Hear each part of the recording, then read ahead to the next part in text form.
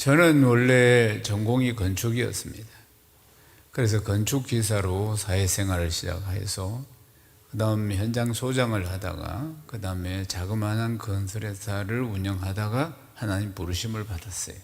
주의 종으로 부르심을 받았는데 저희 집에는 5대 6대째 예수를 믿으면서 목사님들이 선교사님과 목사님들이 한 30여 명 이상이 되는 그런 집안입니다. 그런 집안인데 저는 제일 이쪽 저쪽에 다 맞인데 그런데 하나님 저를 부르시지 않을 것 같았는데 하나님이 저를 부르셨습니다.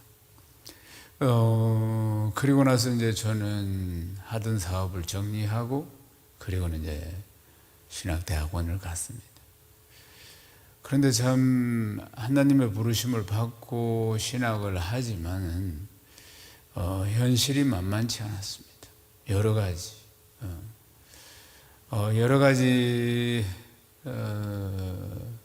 때로는 마음이 굉장히 침체가 올 때도 있고 또 힘들 때도 있었습니다. 여러 가지 현실적인 문제들 앞에서 그럴 때마다 제가 어디를 찾아갔느냐면은 양화진을 찾아갔습니다. 양화진에는 우리나라의 이 조선 말에 복음을 전하러 와서 순교하신 선교사님들, 외국인 선교사님들의 묘지가 있습니다. 그 양화진에 가서 그 외국인 우리 선교사님들, 우리에게 복음을 전해준 선교사님들의 묘비의 글들을 하나씩 읽으면 눈물이 정말 폭포수처럼 쏟아지고 침체된 제 마음이 회복이 됩니다. 그리고 다시 한번 사명을 붙들고 다시 한번 각오와 결단을 하면서 정말 하나님께서 저에게 새 힘을 주시고 은혜를 주시는 것을 많이 체험을 하게 됩니다. 1년에 아마 그때는 제가 참 교육전사 1년, 2년, 3년 차 그때는 영적으로 많이 어린 사람이었기 때문에 많이 이제 영적인 업다운이 있었습니다. 그런 가운데 참 양화진은 저에게 마치 생수와 같은 곳이었어요.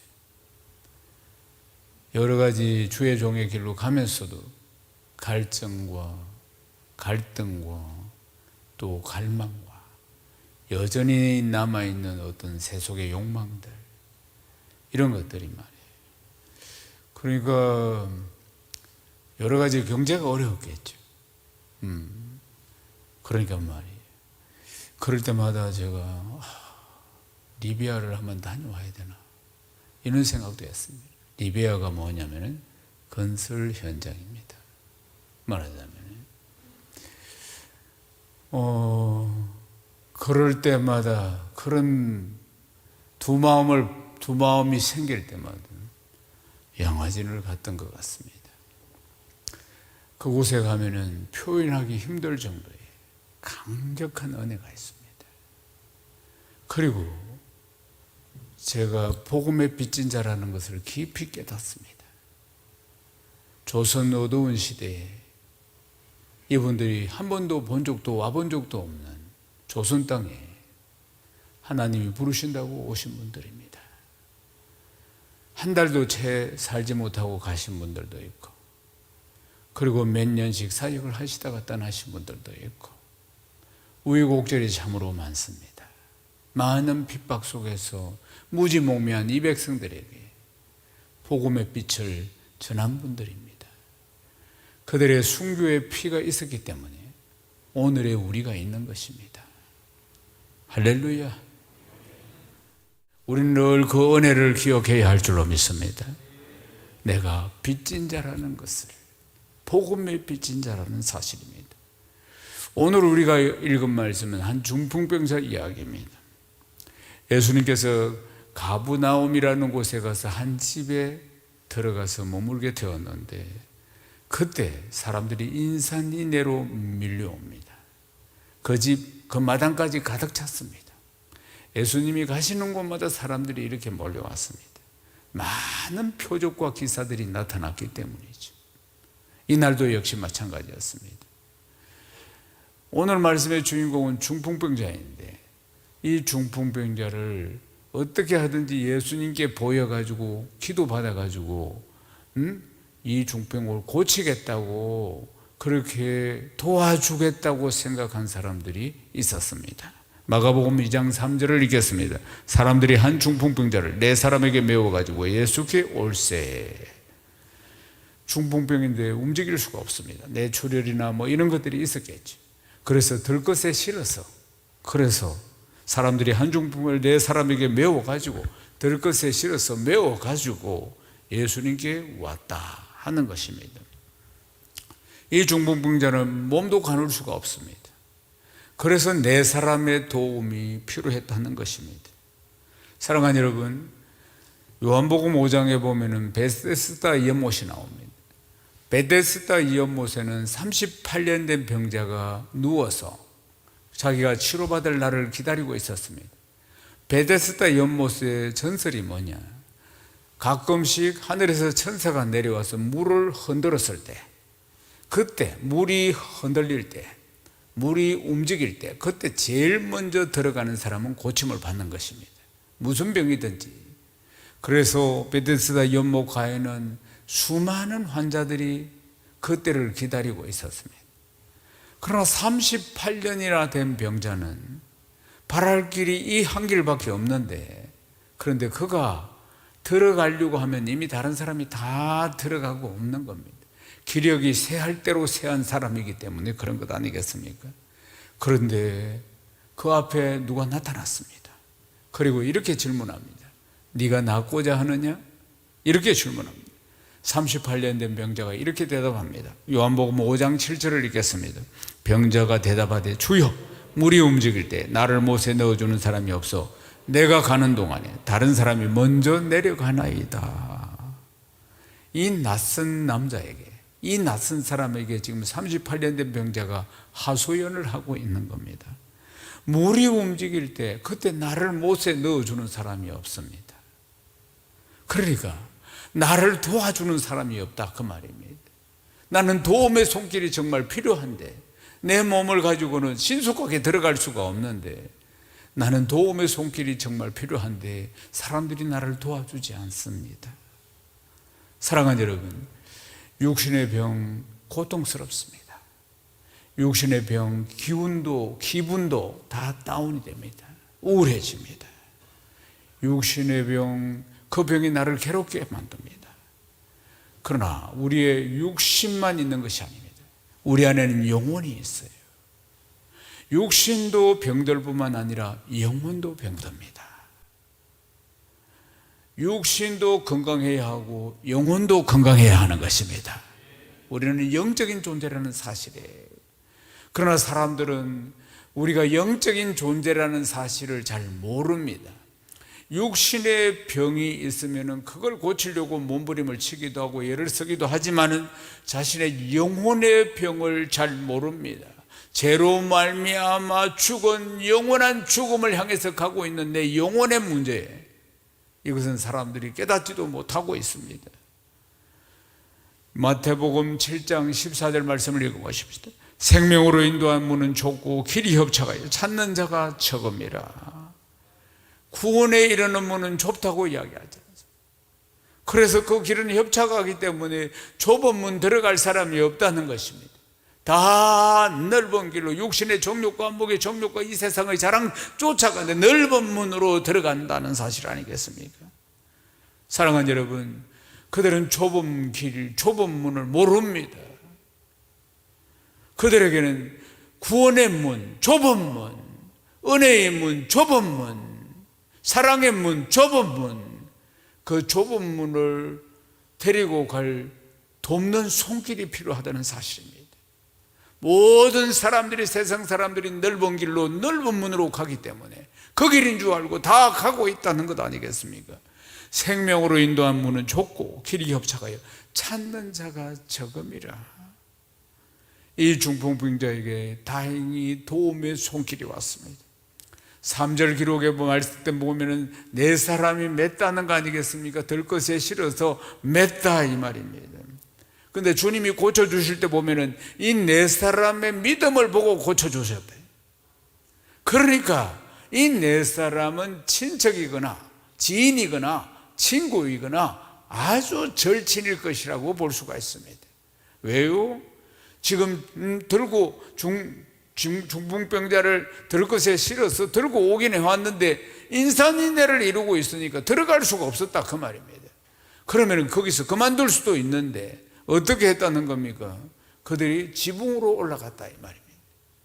그러니까 여기는 중동은 지금 이 지붕이라는 것이 나무 그리고 또 나뭇잎 이런 것으로 덮여 있는 그런 지붕이겠죠. 우리처럼 지금 슬라브로 돼 있는 지붕이 아니고, 그래서 그 지붕을 뜯었다고 하잖아요.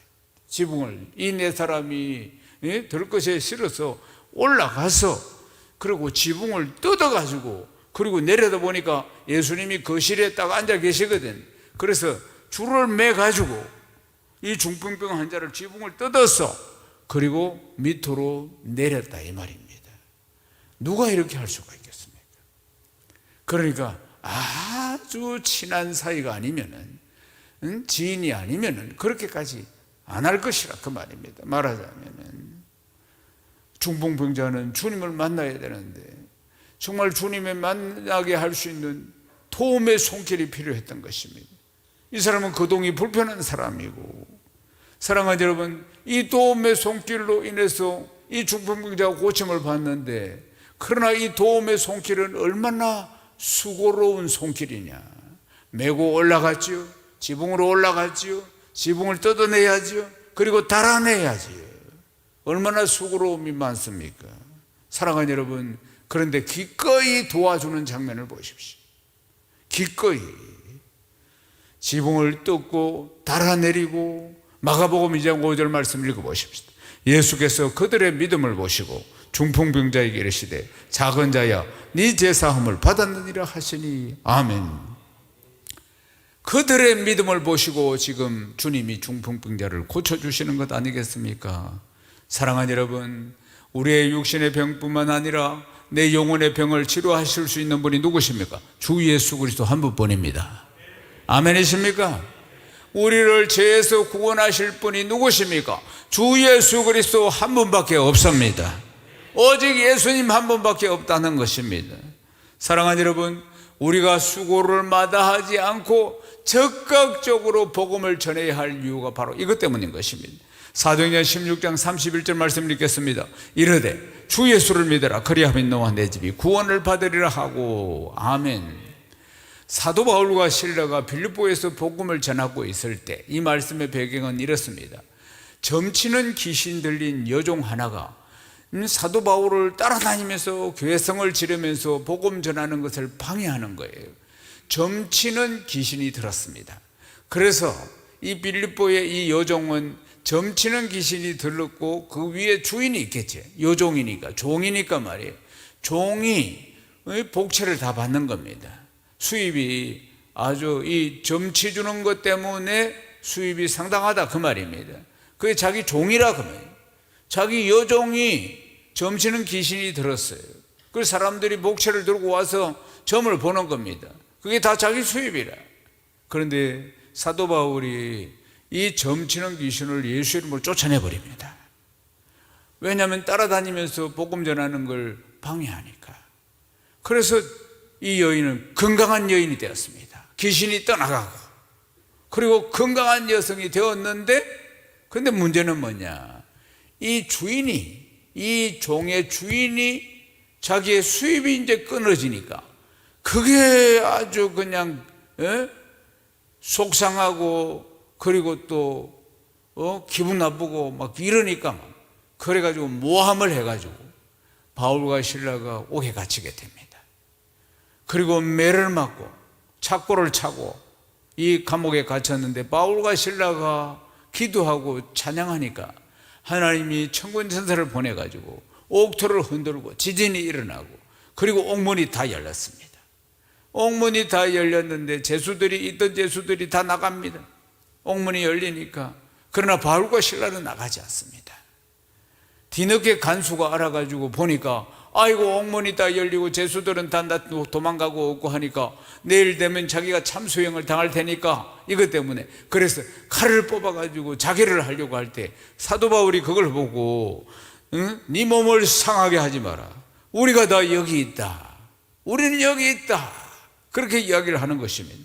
그렇다면 사도 바울은 왜 안 갔을까요? 옥터가 흔들리고 옥문이 열렸으면 하나님께서 나가라고 하는 거 아니겠습니까? 그러나 사도 바울의 생각은 달랐습니다. 사도 바울이 죄를 지어서 지금 옥에 왔습니까? 아닙니다.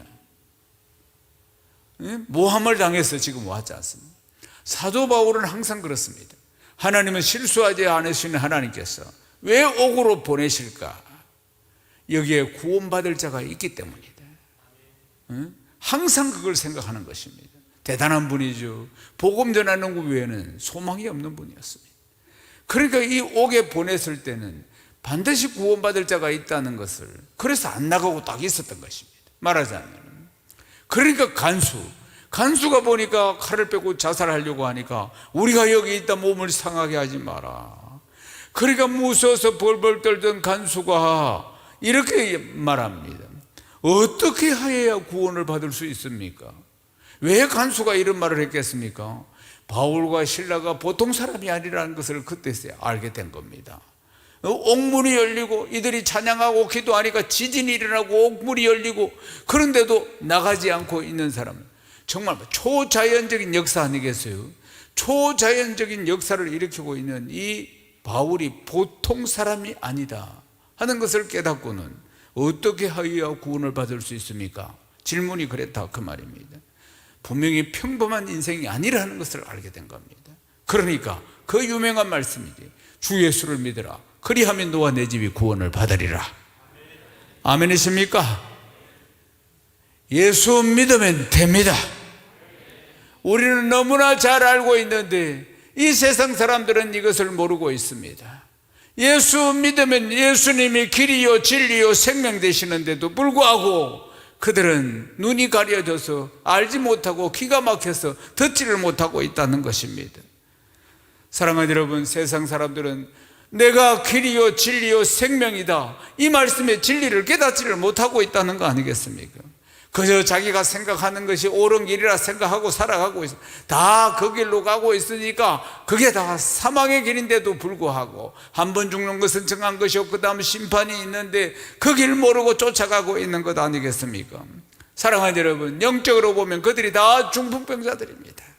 영적으로 보면 살아있는 것 같으나 그들의 영혼은 다 38년 된 병자입니다. 사랑하는 여러분, 이들을 우리가 살려내야 합니다. 우리의 도움이 필요합니다. 우리가 예수 믿고 구원받을 때 누군가가 우리에게 그렇게 사랑으로 다가와서 말귀를 알아듣지도 못하는 나에게 또 전하고 또 전하고 또 전해서 우리가 예수 믿게 된 것 아닙니까? 분명한 것은 우리가 복음의 빚진 자입니다. 우리가 그 사랑의 빚진 자 아니겠습니까? 독일에 있는 보온대학에서 성인 남성 38명을 대상으로 뇌의 구조에 대해서 연구를 하였습니다. 이 연구팀들이 어떻게 했느냐 하면은 서로 마주 보게 하고 그리고 컴퓨터 화면을 다 보게 한 뒤에 게임을 하게 했는데 뭘 했냐면 순간적으로 여러 개의 점을 보여주고 그리고 그 점을 세라고 합니다. 그리고 나서 숫자를 보여주면서 점이 많은 건지 숫자가 많은 건지 요 테스트였습니다. 순간적으로 점을 딱 세고 그리고 이어서 나온 숫자가 많은 건지 점이 많은 건지, 그리고 맞추는 사람에게 무조건 보상금을 주는 것이었습니다. 그러니까 이걸 300번 이상을 했다는 겁니다. 300번 이상을.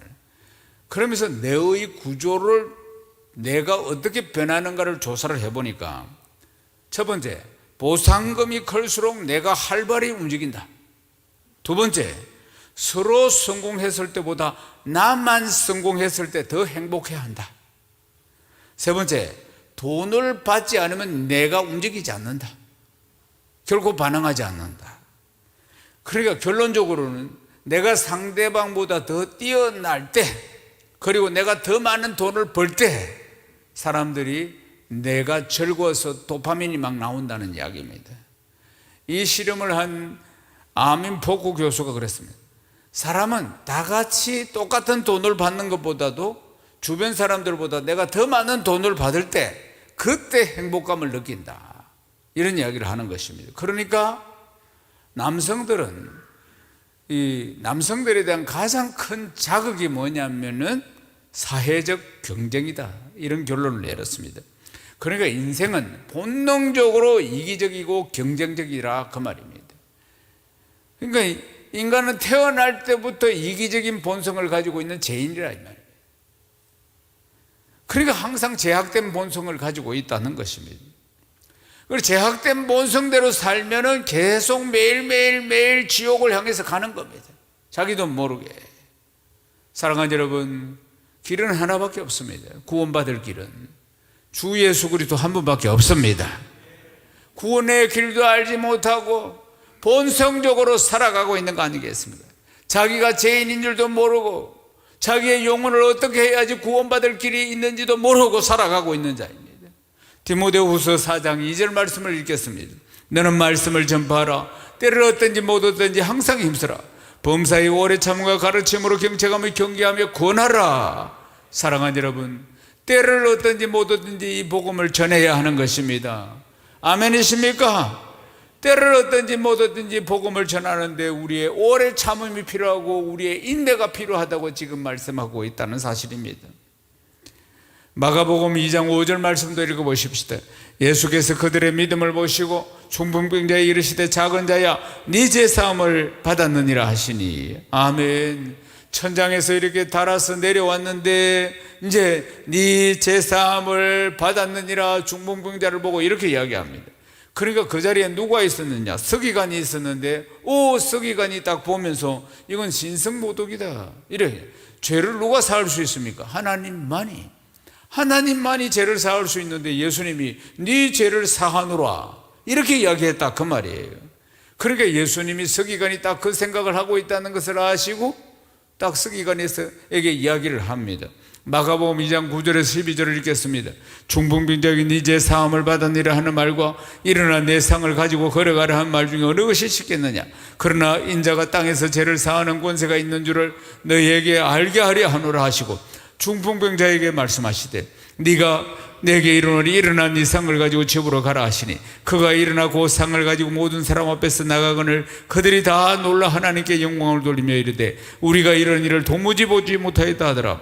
예수께서 그들의 믿음을 보시고 중풍병자에게 이르시되 작은 자야 네 죄 사함을 받았느니라 하시니. 아멘. 예수님께서 네 죄 사함을 받았느니라, 아니 또 일어나 네 상을 가지고 걸어가라, 이 두 가지 말 중에 어느 말이 쉽겠느냐?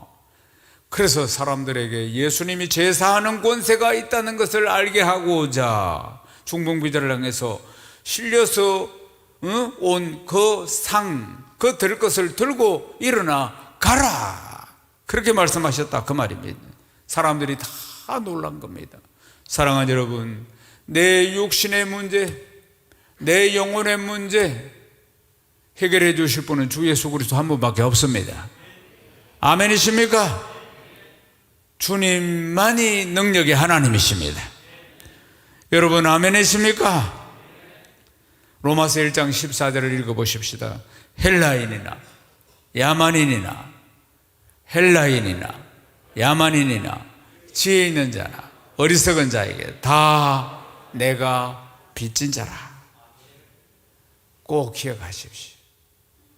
헬라인이나 야만인이나 지혜 있는 자나 누구에게나 어떤 사람이든지 그 사람에게 내가 복음의 빚진 자라는 것입니다. 사랑하는 여러분, 무슨 뜻입니까? 복음의 빚진 자로서 때를 얻든지 못 얻든지 이 복음을 전해라고 하는 것입니다. 우리는 받은 사랑을 흘려보내야 합니다. 내가 받은 구원을 흘려보내야 합니다. 이 세상의 중풍병자들에게, 영적인 중풍병자들, 38년 된 병자들에게, 사랑하는 여러분, 사단에 매여서 이 세상 풍속에 매여서 살아가는 그들에게 우리의 돕는 손길이 필요합니다. 우리가 복음의 빚진 자 아니겠습니까? 그래서 우리는 행복 모임을 여는 것입니다. 사랑하는 여러분, 행복 모임에 우리 주변의 영적인 중풍병자를 다 찾아야 합니다. 그들을 초청해야 합니다. 우리 주변에 38년이나 방치되어 있는 그 병자들을 찾아야 합니다. 아무도 도와주지 않는 그들을 우리가 도와줘야 합니다.